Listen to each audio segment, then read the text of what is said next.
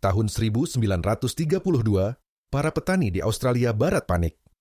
Sekitar 20.000 burung emu menyerbu ladang mereka, menghancurkan tanaman. Pemerintah langsung kirim pasukan bersenjata lengkap dengan senapan mesin untuk menumpas burung-burung ini. Tapi kenyataannya, emu lebih lincah dari peluru. Mereka cepat, lari zigzag, dan susah banget dibidik. Setelah ribuan peluru ditembakkan, hanya sedikit emu yang kena. Sisanya kabur dan menang. Sejarah mencatat ini sebagai Perang Emu, saat manusia kalah dari kawanan burung besar tak bersenjata.